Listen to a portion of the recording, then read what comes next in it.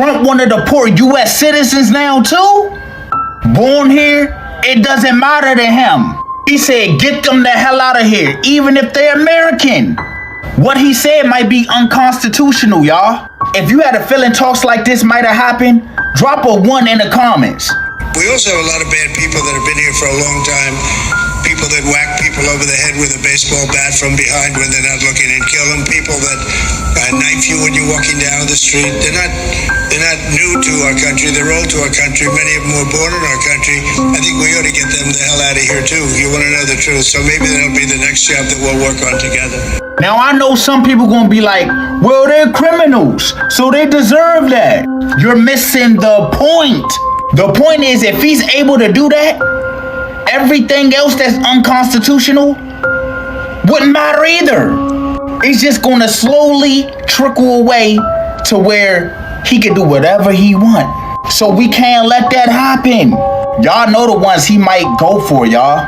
Leave it down below in the comments who you think I'm talking about. This shit is crazy.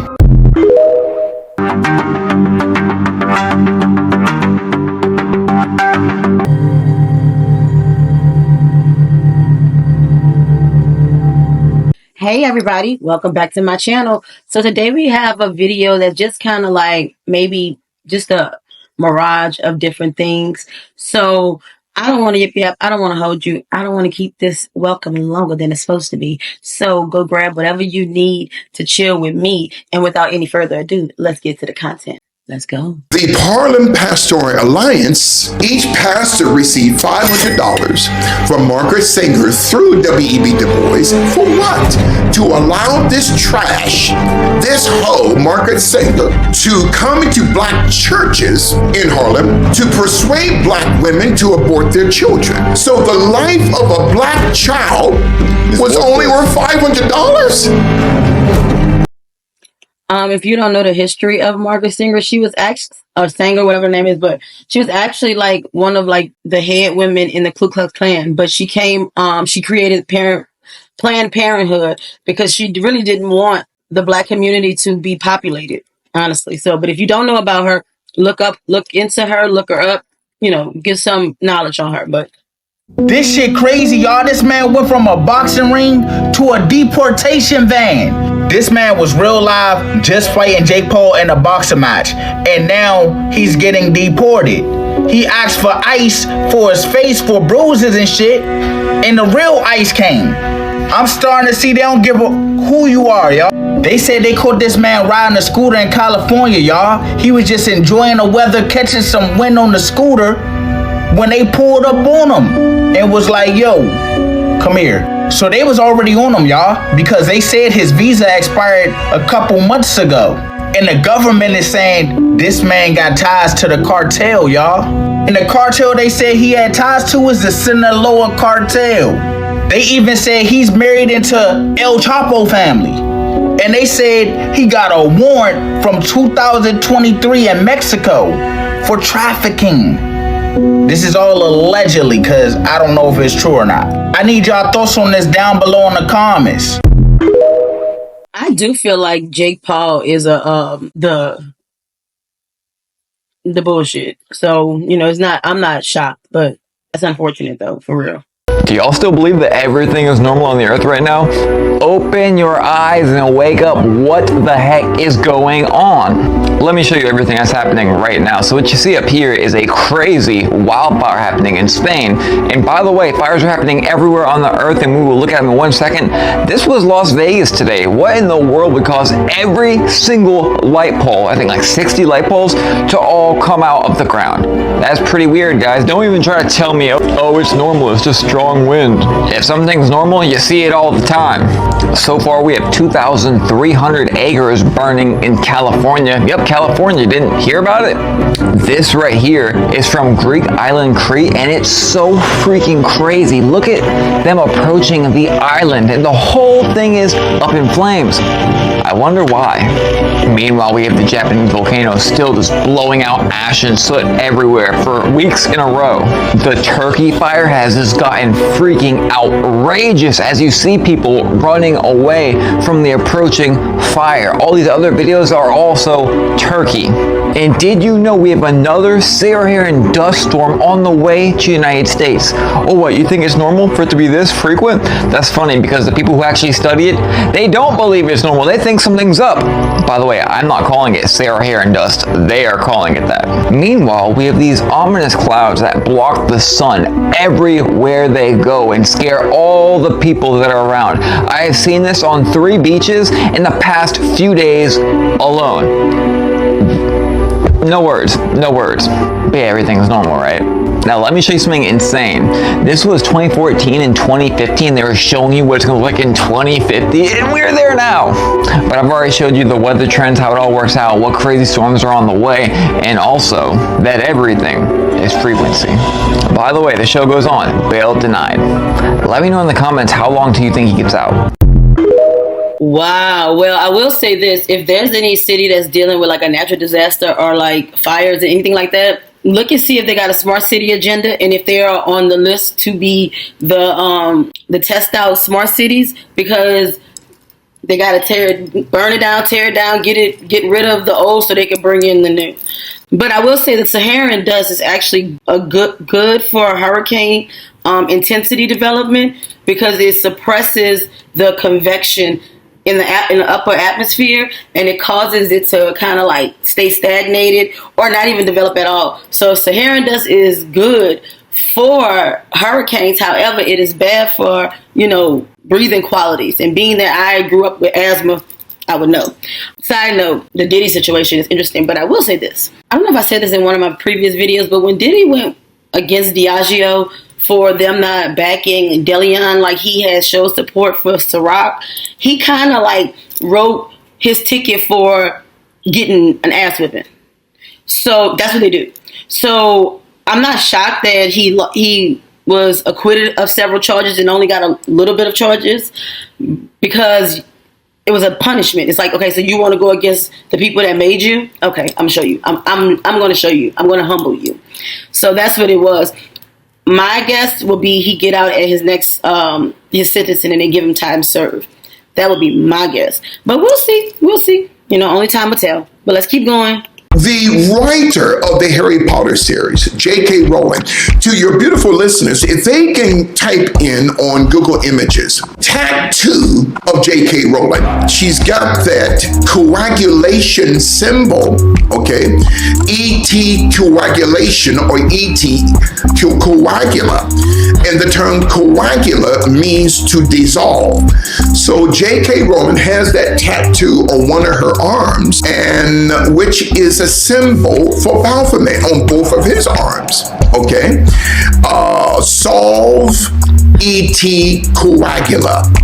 I put that in there for my own conviction too, because I do have a Harry Potter love.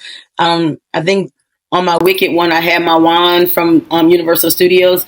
That was one of my main attractions. Don't get me wrong, Universal Studios, Islands of Adventure. I haven't been to Epic yet, Epic Universe, but I want to go. But that was like one of that thick ass book that when she started coming out with them books, that was one of the first books that I read entirely. I've always been into the mystical, magical, that type of stuff. I've always thought it was attractive. However, that is definitely true. And she's definitely a cultist.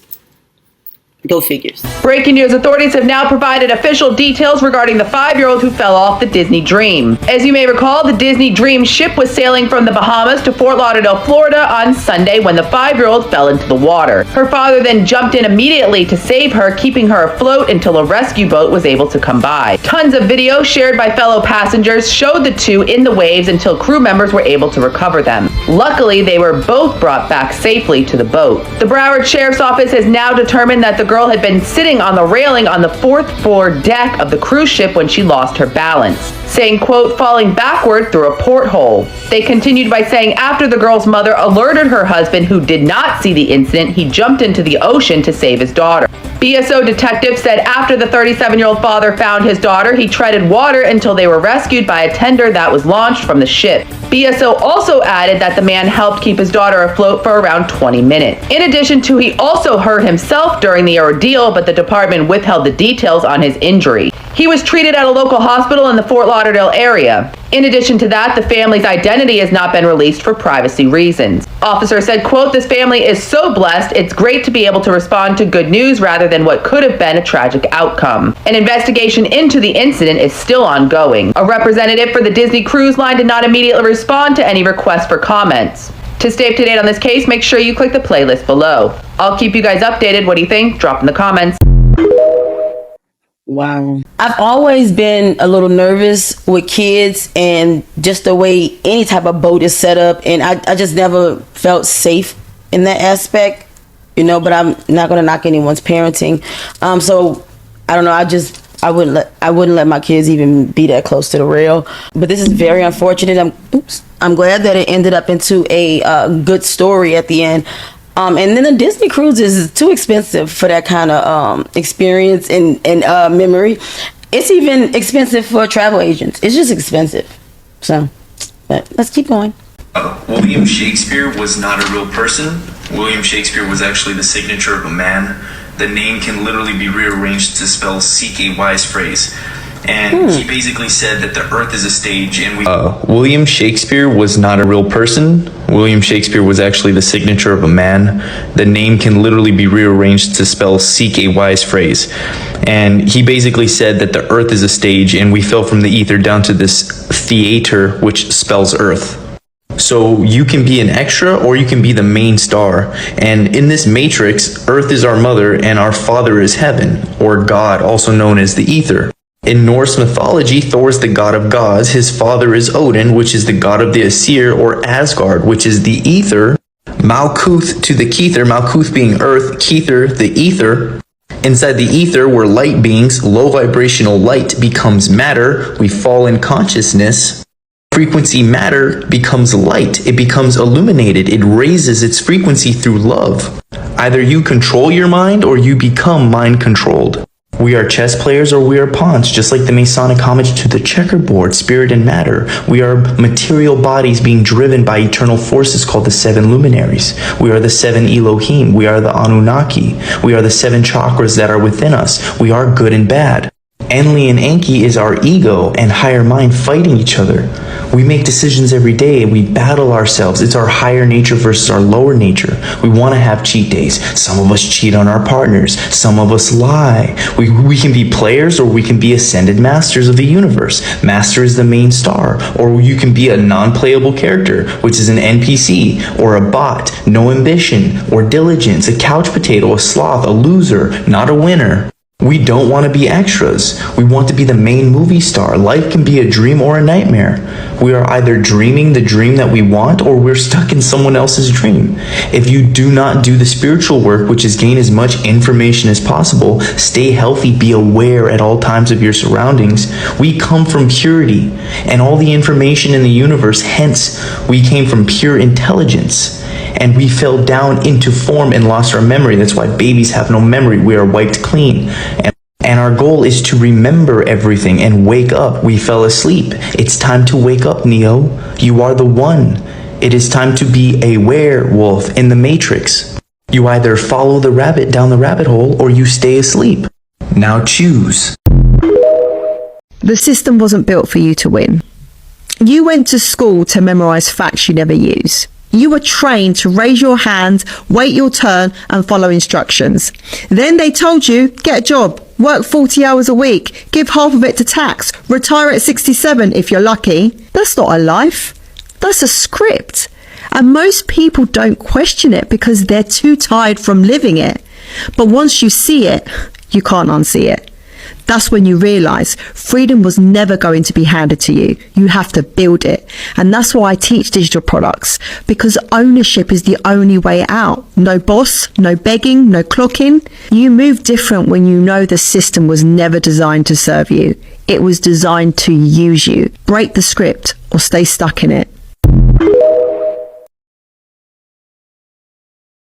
This movie is closer to reality than we think. Look, lady, we're in trouble. The whole world's in trouble. They're all around us and we never knew it. You can only see them with these special glasses. I swear to you, we're being controlled by these things. I don't know what they are or where they came from, but we gotta stop them. All right.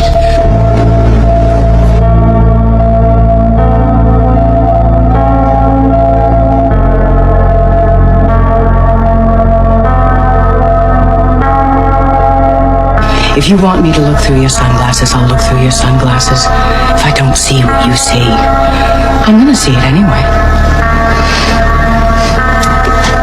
Take a look. Look! Look at them! They're everywhere!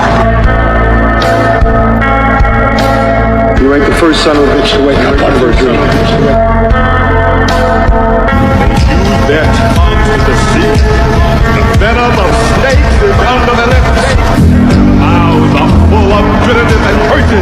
And in their paths are nothing but ruin and misery. And the fear of God is not before their eyes. They have taken the hearts and minds of our leaders. They have recruited the rich and the powerful. And they have blinded us to the truth. Our human spirit is corrupt. Why do we worship greed?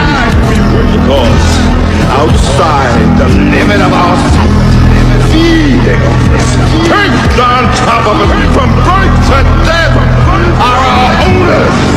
Our owners, they have us. If you haven't seen that movie, I would encourage you to go watch it, but it's deep. Y'all see this? What in the new cycle Age of Aquarius is going on here in Mexico? This ain't snow, y'all. This is foam. Toxic foam. What you're looking at here is toxic foam floating around in the streets of Mexico. So after it's been raining some heavy rains in Mexico, both a dam and a river overflowed and it hit this water treatment center, and boom, now you have toxic waste, toxic foam all over the streets of Mexico. And yes, people are getting extremely sick from this. Eye irritation, coughing, they're getting inflammation all in their body, skin irritation, hives, and a lot of people have been hospitalized. So this specific town got foam. And in the other part of town, you got nothing but straight up dirty, murky, violent water that's pushing cars into Neverland, never to be seen again. This is crazy. And check this out. The water was so strong, it ripped through the local cemetery and literally unearthed the dead, y'all. Look at this. Oh my goodness, look at these cars, y'all. It looked like giants just threw them up. It looks like giants was playing with these. How symbolic is this, y'all? The dead is literally rising during this global cleanse. Didn't Jesus say that? The dead shall rise first? Y'all, just look at this. Look at the kind of water that Mexico has to deal with, y'all. Look, this is crazy. No wonder why people are getting sick. Water is literally cracking the whole world, y'all. This is literally what the Age of Aquarius is about, man. The water bearer. Y'all, there is an energetic purge going on, you guys, man. And this is crazy. That sky looks eerie as hell, man. The shift is here. Let me know what you guys think about this video. Let's continue to get it. Peace in. Ew. But I will say this, when Katrina happened, the dead was getting pushed up out their graves too. But that's, interesting.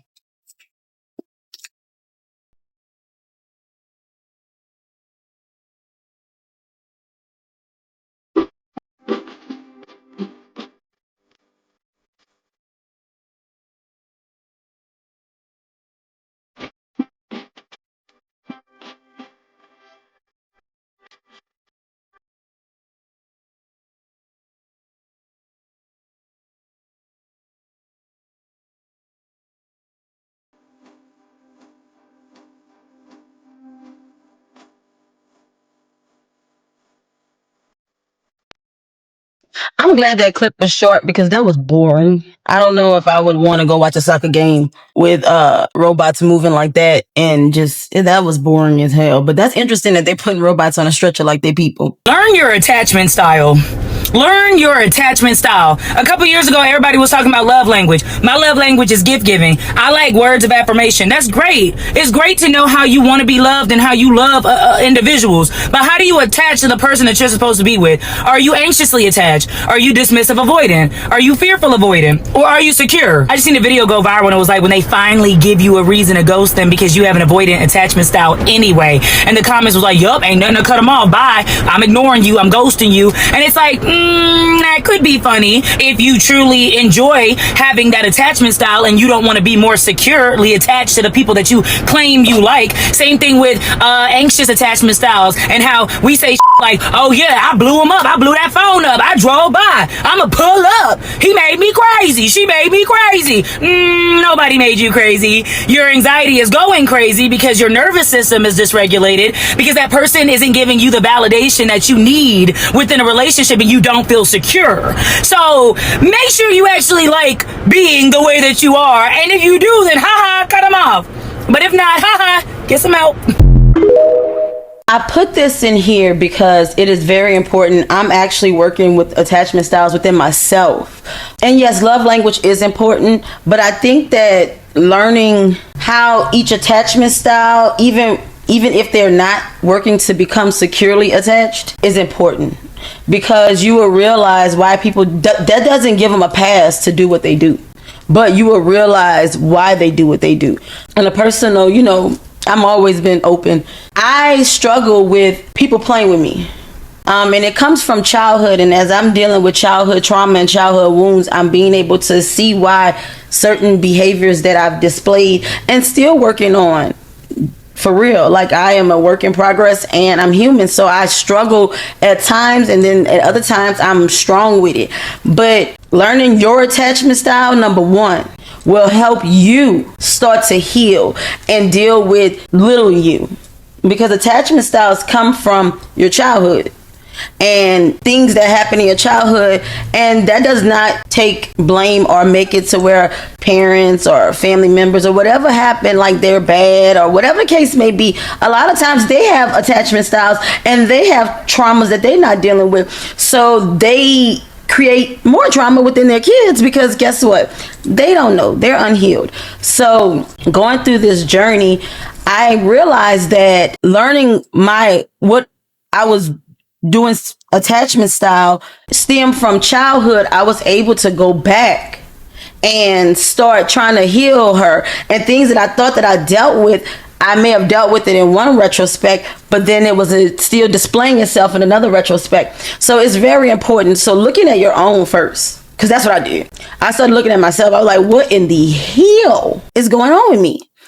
Then I started being able to look at what I was dealing with partners and realizing, oh, wow. And I realized I deal and still attract, unfortunately, avoidant attachment men. And due to anxious attachment within me, they kind of like meet and intertwine. That doesn't make either person bad or good, because becoming securely attached, understanding, learning how to regulate your own emotions, and when that stuff go crazy, because it does, you can kind of like, and it doesn't, kid you not, y'all, every time you're tested, you're not gonna pass it, but it's a learning lesson, and it helps you create boundaries for what works for you and what don't work for you. And that's something I had to learn, because having an anxious attachment style, it was hard for me to put in boundaries with people that I actually loved and cared about, because I felt like, oh my God, they're going to abandon me, they're going to do it, or I'm going to get stonewalled because I'm telling them what they're doing to hurt me. And I had to get to the realization, and I still be having to remind myself and deal with that it's okay for you to have boundaries. It's okay for you to require the person that you're pouring into and that you're loving on and that you're with reciprocate. It doesn't make you needy.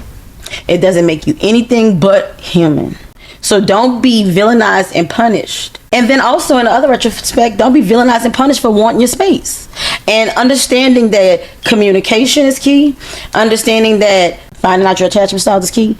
And then understanding too that it's okay for your partner to want the attention and you to be reciprocal, and it's okay on the other hand for him or she to want space to regulate, because they're accustomed to having to regulate their own emotions during childhood, being told no, you gotta no. So it is very important. So I put this in here, and I'm sorry that my response is such a long response, but I think that it's very important that I share with you guys my journey and things that I'm going through, because at the end of the day, although you may not be perfect and you may not get it right the first time, it is very important to keep going and keep working on yourself, because there'll be that one day where you pass all those tests and you feel it coming. But it's also okay to not beat yourself up. The first step is recognizing it, because that makes you aware.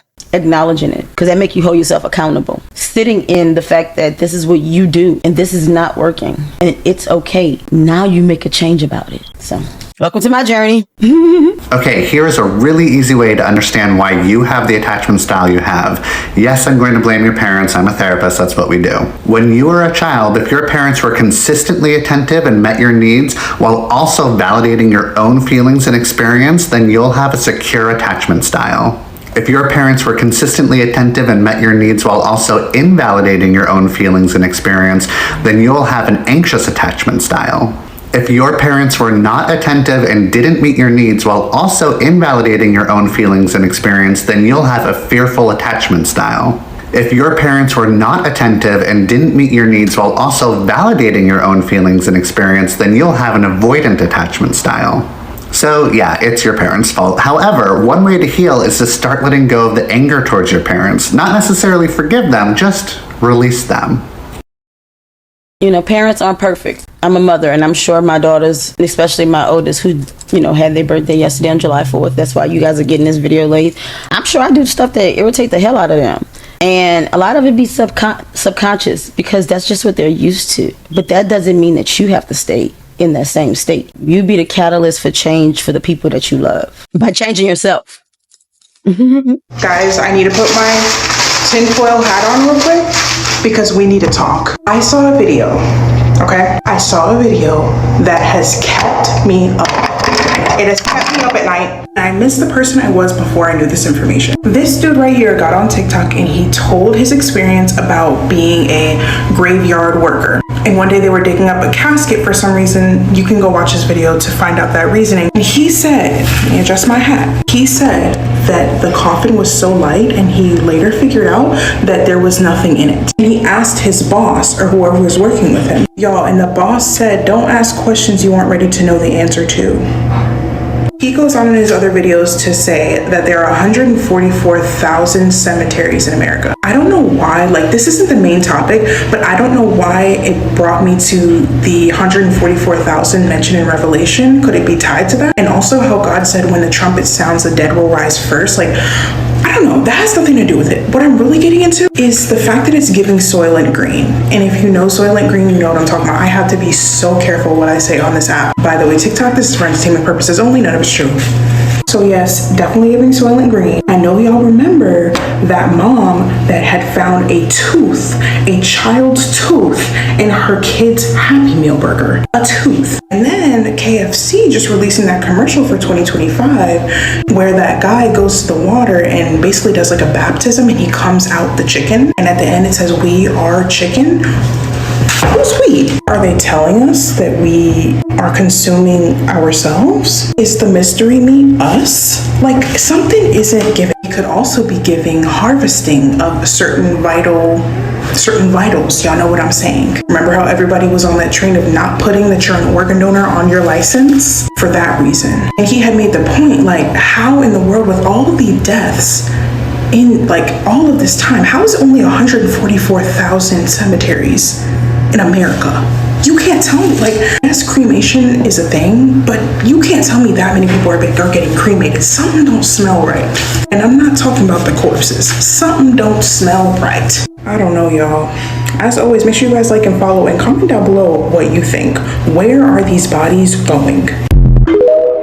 I don't think I want to know, but I will say that you're not even like safe in death. That's sad. And then the dead bodies will rise. The dead will rise before, you know, first when the trumpet sounds. All I could think about was Thriller. You know, I don't know why it came in my mind, but that's all I could think about.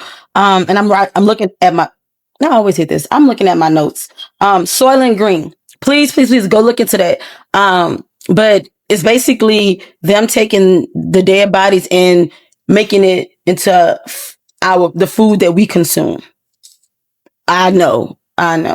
But as true as Soylent Green is as true as organ harvesting, is as true as human trafficking. It's the truth. And I know it'd be uncomfortable truths, but sometimes we got to be like, look, if it is what it is, then it is what it is. Even if it make you feel like, oh my God. But that's what's going on. Elon Musk just tore Donald Trump a fucking new asshole. Every member of Congress who campaigned on reducing government spending and then immediately voted for the biggest debt increase in history, the big bullshit bill, should hang their head in shame. And they will lose their primary next year if it is the last thing I do on this earth. He said he was gonna use the motherfucking Starlinks, okay? The Starlink satellites to connect to the motherfucking, you know, allegedly. He also said it is obvious with the insane spending of this bill, which increases the debt ceiling by a record $5 trillion, that we live in a one-party country, the Porky Pig Party.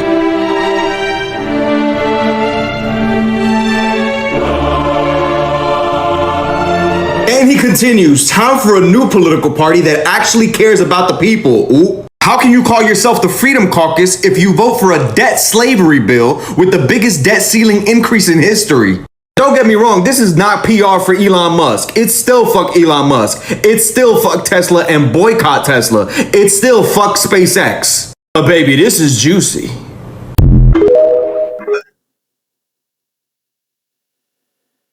But it's funny to kind of see them going head to head. Like they were buddy, and now they're like enemies. Like, what? What if I told you the reason you feel temptations for certain things and certain sins is very specific to what you're supposed to do? Whoa. Yeah, it's really interesting. Whoa. Check this out. So if you have the urge to smoke or damage your lungs, it's because your voice was made to worship. Your voice was made to worship. The enemy's trying to silence you that was meant to praise. That's an interesting. I can't get my words right. That's an interesting perspective, and you guys tell me in the comments what y'all think. But I can see that. We just had 3 adult-sized shark wash up on a beach in the Hamptons with no visual injuries, and they're all dead. Not to mention, we're recording temperatures by anomaly of plus 12 degrees Celsius in some locations.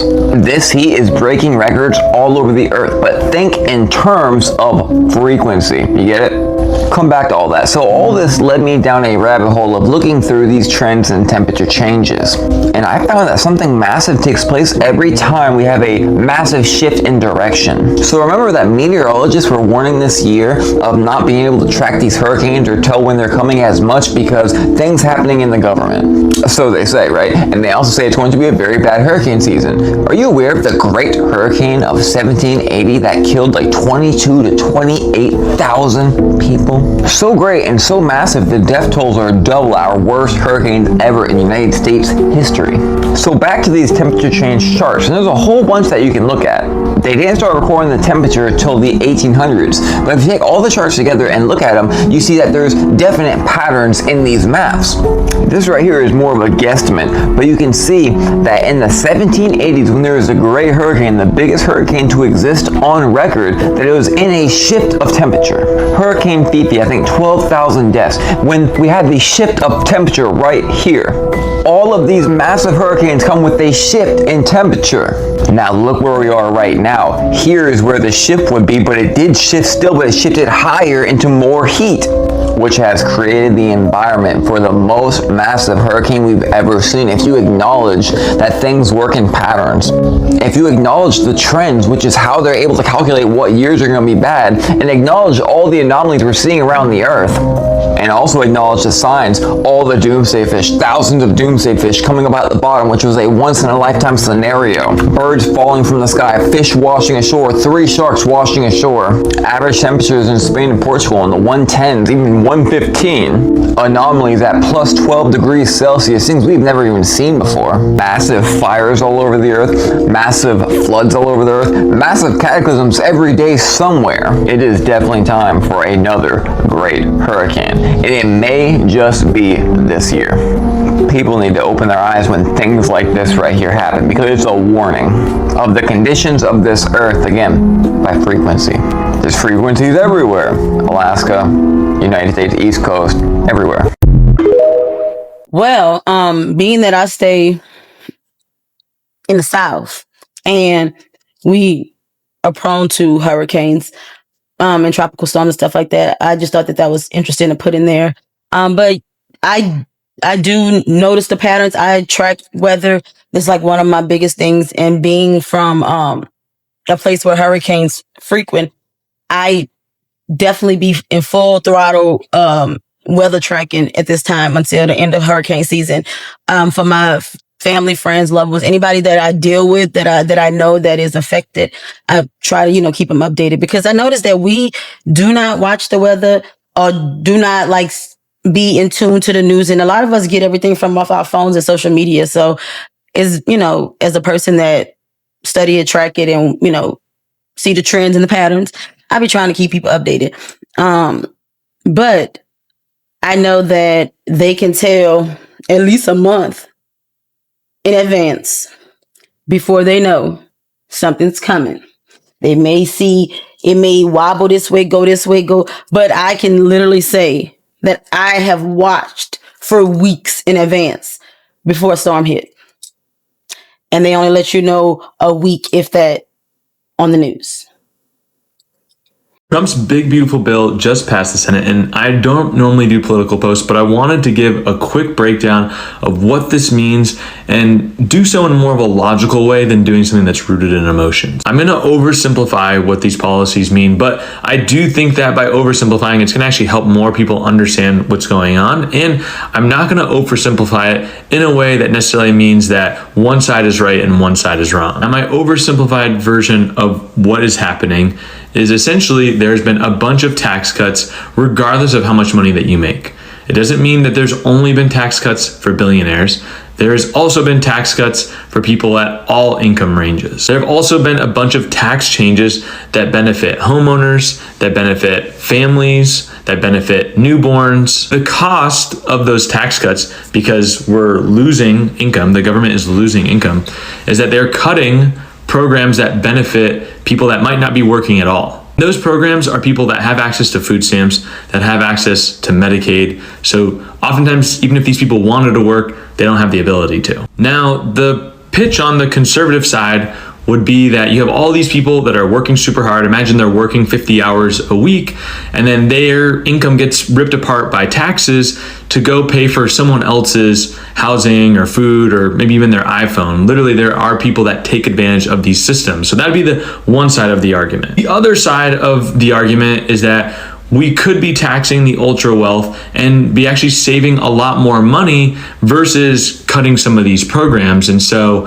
essentially the pitch is that, Trump is just helping all of his buddies out by not reducing taxes on those individuals and instead just screwing over a ton of Americans that don't have access to the things that they need. And as a result, a lot of people could die as a result of not having this health insurance. Again, I'm really trying to just oversimplify this because I do think a lot of these issues are really complex and the media just kind of goes all in with their narrative, and I'm trying to be as non-biased as possible. And so if you want to make an independent decision, not a decision that's based off of what your side thinks or what the media thinks or whatever has been kind of making it into your sphere, you have to ask yourself a really simple question. And that question is, do I believe that the government can play Robin Hood? Can they take from the rich and truly give to the poor?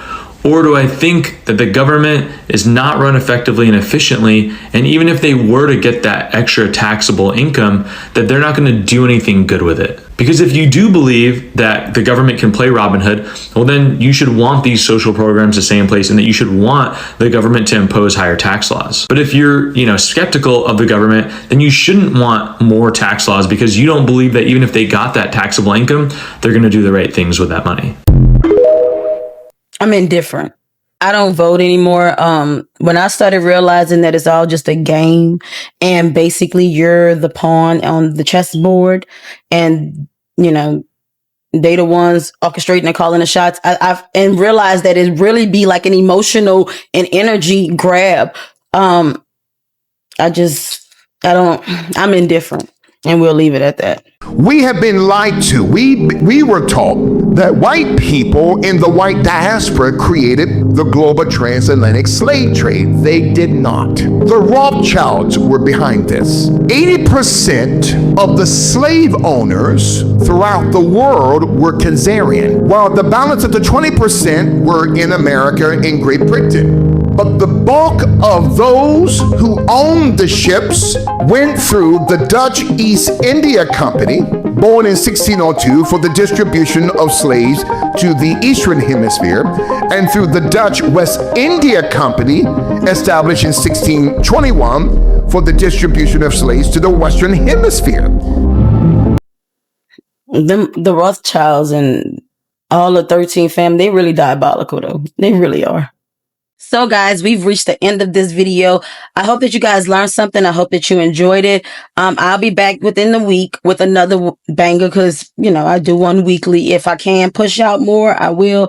I really need to go back to like Buku videos ago and start knocking out some more shorts because, you know, I was told by people that they like shorts because of short attention span. I know we all have it, but I'm not going to hold you guys. Of course, I tell you guys every time I enjoy making these videos. I enjoy doing this. So, but I'm not going to hold you with my yapping. We have to go until next time. Bye.